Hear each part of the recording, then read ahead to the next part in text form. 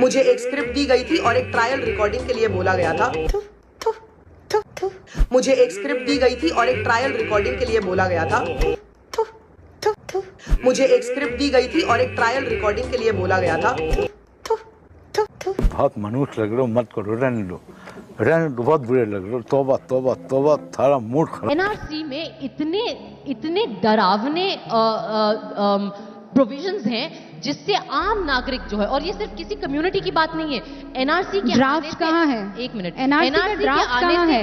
हर आम गरीब मुझे नागरिक ड्राफ्ट जिसके पास बता उनके दीजिए ना। कागजात नहीं है, ड्राफ्ट उनको कहाँ दिक्कत है होने एनआरसी वाली है। का? कहाँ है एनआरसी अरे का सरकार ड्राफ्ट? से पूछे मैम, मुझसे काहे पूछ रही हैं? आप बता रही हैं कि डरावने प्रोविजन सरकार है। बात क्यों नहीं?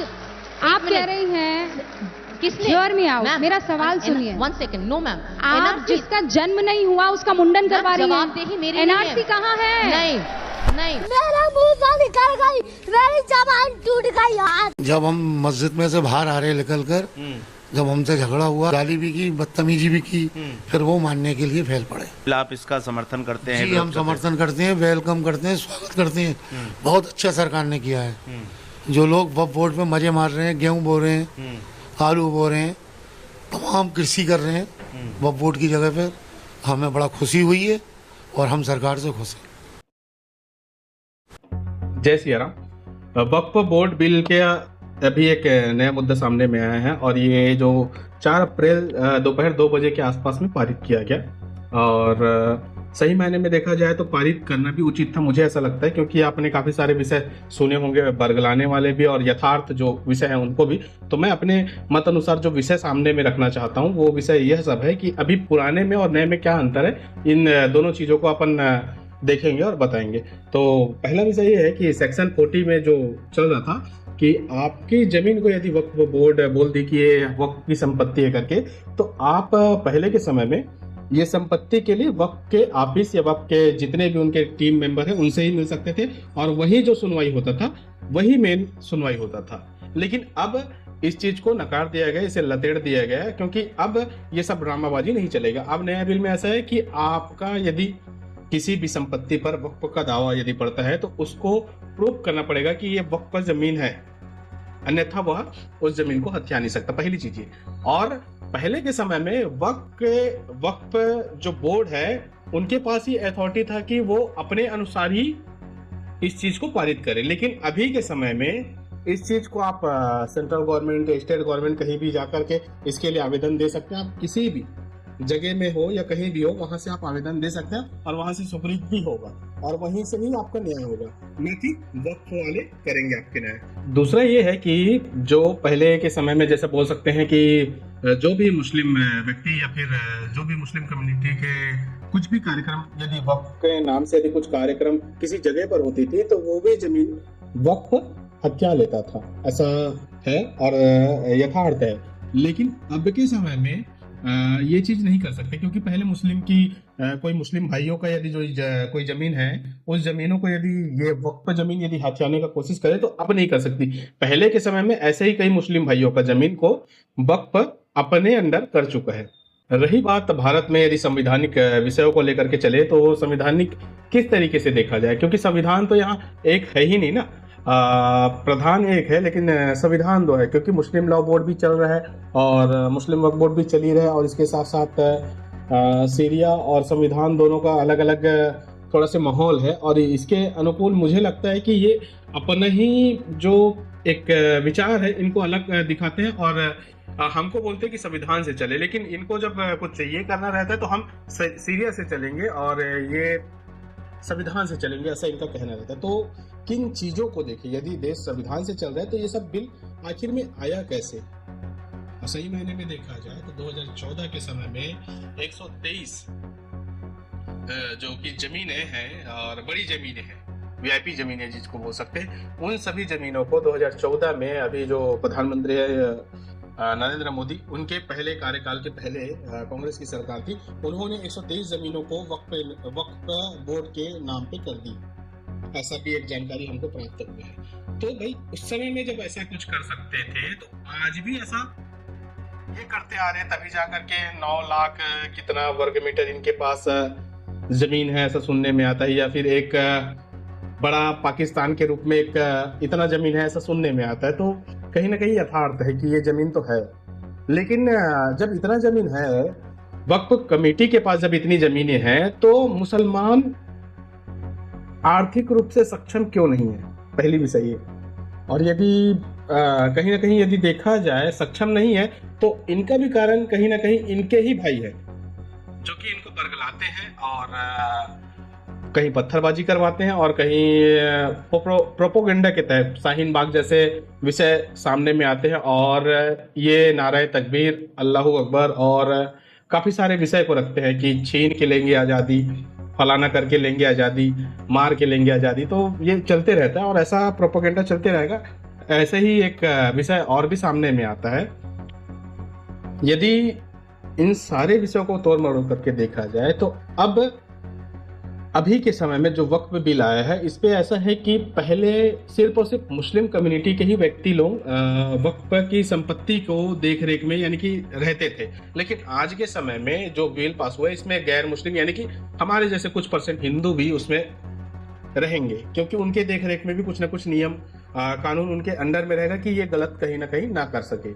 और इसके साथ साथ पहले महिलाओं को भी वक्फ की संपत्ति पे या वक्फ के कार्य पे इनको इंक्लूड नहीं किया जाता था, यानी कि जोड़ा नहीं जाता था, लेकिन अब वक्फ की जो भी कार्य गतिविधि है इन पे महिलाएं भी शामिल होंगी और इनके भी देखरेख में यह सब कार्य चलेगा, ऐसा जानकारी में आता है। रही बात सरकार ने यह जानबूझ करके ये चीज थोपा है मुस्लिम कम्युनिटी को कि वक्फ का बिल पास करने के नाम से या मुसलमानों को प्रताड़ित करने के लिए यह बिल पास किया, ऐसा सुनने में आता है और कई कथाकथित व्यक्ति भी यही चीज को मानते हैं। तो मैं बता दूं कि 9 अगस्त पिछले साल इसकी कमेटी बनाई गई थी और 13 मेंबर थे इस पे, और कई स्टेटों में इन्होंने यानी कि भ्रमण किया, दौरा किया उस आसपास के क्षेत्रों में या राज्यों में या जिलों में बोल सकते हैं। इसके साथ साथ 34 मीटिंग भी हुआ, जिसमें कि 655 पेज की रिपोर्ट पेश की गई ओम बिरला को। और ये जो 655 पेज का जो रिपोर्ट है, इसमें वक्फ के जितने भी नियम हैं, जितने भी कार्य हैं, गतिविधि हैं, इन सभी चीजों को मेंशन किया गया था।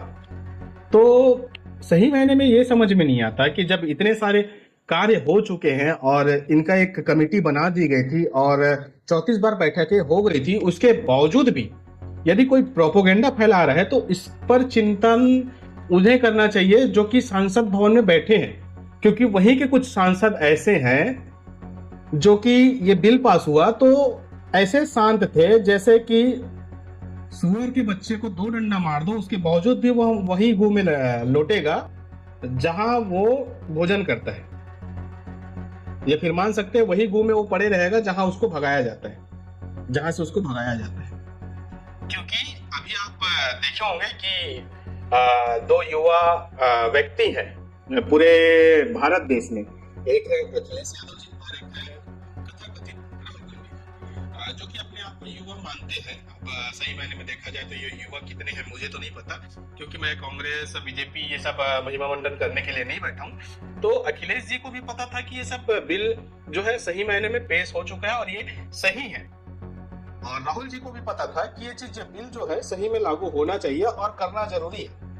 जब इनको पता था तो उनके बावजूद ये संसद भवन में इसका विरोध क्यों नहीं किया? यदि विरोध करना था तो संसद भवन में इस चीज का विरोध कर देना था, क्योंकि जब इतने 34-35 जब मीटिंगें हो चुकी थी, 100 कितने जितने भी आसपास के जो क्षेत्र हैं इन सभी क्षेत्रों में इनका भ्रमण हो चुका था, तो ये लोग क्या झक मार रहे थे जो संसद हॉल में बैठे थे?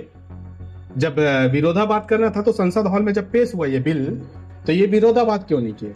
इतने ही बड़े संसद या इतने बड़े अधिकारी हैं तो इनको तो संसद हॉल में हाय हाय या दुनिया भर का हो अल्लाह कर देना था ना, लेकिन नहीं करेंगे, क्योंकि इनके जैसे कई चमन बाहर कई चमन व्यक्ति जो बैठे हुए हैं ना, इनको ऊपर ही ऊपर से पेला जाता है या बोला जाता है, बोल सकते हैं कि वो हवाबाजी करेंगे कि ये बिल फालतू में पेश किया गया, सरकार अपनी मनमानी से पेश किया गया। भाई सरकार यदि अपनी मनमानी से पेश करते तो संसद भवन में तुम्हारे संसद वहां क्या झक मार रहे थे?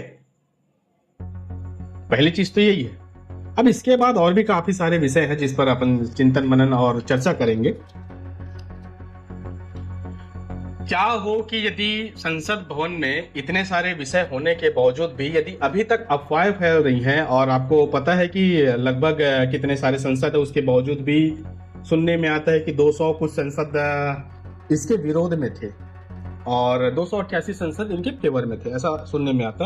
अब सही मायने में क्या है, उनमें भी कितने हिंदू थे कितने मुस्लिम थे ये आपको भी पता है, और इसमें मैं चिपका भी दूंगा कि क्या सही है और क्या गलत है। लेकिन हमको तो ये पुख्ता प्रूफ नहीं मिलता ना कि इतने सांसद हिंदू थे इतने सांसद फलाने थे, क्योंकि इसमें तो फिर वही बात हो जाएगी ना कि आप लिब्रांडो वाले काम कर रहे हैं। आखिर एक एंटी कन्वर्सेशन या एक एंटी विषय को कैसे रखे, क्योंकि यहाँ तो पारदर्शिता रहती नहीं है ना। संसद भवनों में कुछ चीजों को दबा करके रखा जाता है या काफी सारे विषय जो है आंतरिक दृष्टि में रखा जाता है, तो इस पर क्या ही कर सकते हैं। लेकिन क्या है, मनगढ़ंत कहानी बनाने के लिए या फिर दर्शाने के लिए ऊपर के जो चमन बहार है या ये ऐसी कुछ बहनें जिनका क्लिप हमारे सामने में रखा, उनको तो तकलीफ होती है क्योंकि उनको वक्फ एक्ट के बारे में पता ही नहीं कि क्या लागू है क्या नहीं है। उनको तो अपनी मनमानी दिखानी है, कथाकथित कहीं का प्रोपेगेंडा कहीं का कुछ विषय डाल करके दिखाना है। यही भारत देश में वक्फ एक एक्ट है, लेकिन सनातन वोट करके कोई एक्ट नहीं है या सनातन लॉ वोट करके कोई विषय नहीं है।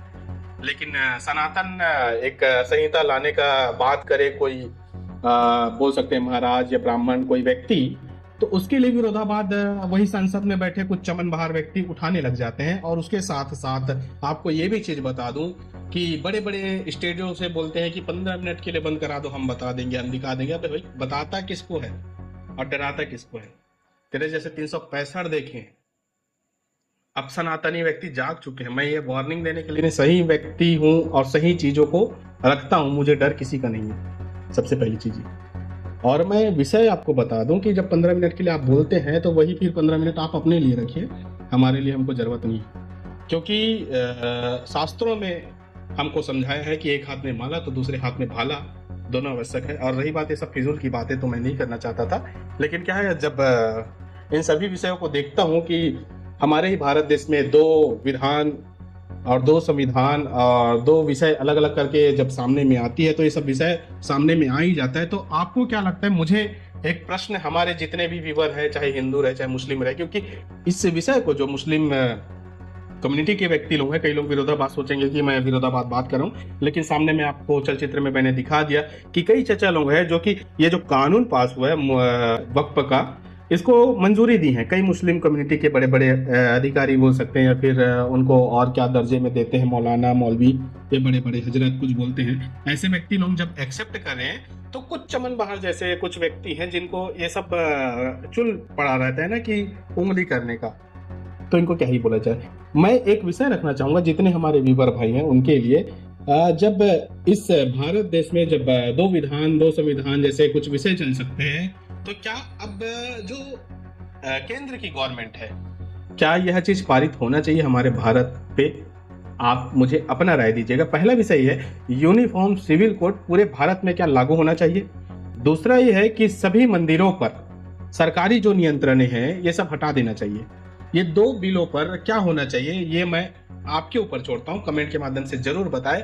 और रही बात कि ऐसा कुछ विषय इसमें लगता है तो मैं पहले से क्षमा प्रार्थी हूँ, क्योंकि देखिए मैं इसमें किसी व्यक्ति को ठेस पहुंचाना नहीं चाहता था, लेकिन कुछ विषय ऐसे हैं जिनको देख करके और सुन करके और समझने के बावजूद भी यदि मैं ना बोलूं और ना देखा हूं या ना समझा हूं तो ये मेरे लिए दयनीय है या निंदनीय है, मैं बोल सकता हूँ। क्योंकि मैं बोल सकता हूँ, मैं सुन सकता हूँ, मैं देख सकता हूँ, मैं समझ सकता हूँ, उसके बावजूद मैं नहीं बोल रहा हूँ तो कहीं ना कहीं मैं कायर हूँ और ये कायरता मुझ पर थू रहेगी। इसीलिए मैं बोलना स्वीकार करता हूँ और मैं बोलना हमेशा चाहता हूँ, क्योंकि इसका विरोध यदि मैं नहीं करूंगा तो मेरे जैसे कितने ही ऐसे व्यक्ति हैं जो बोलने के लिए अग्रसर होते हैं, लेकिन उनको दबा दिया जाता है कुछ व्यक्तियों के कारण या कुछ विशेष समुदायों के कारण या कुछ नेताओं के कारण। तो इन सभी विषयों को मैं अपने समक्ष में रखता ही हूँ और रखना पसंद करता हूँ। बाकी आपके हाथ में छोड़ता हूँ कि कमेंट के माध्यम से जरूर बताएं कि यह विषय आपको कैसा लगा। इन्हीं शब्दों के साथ मैं अपनी वाणी को विराम देता हूँ। जय सिया राम, वंदे मातरम।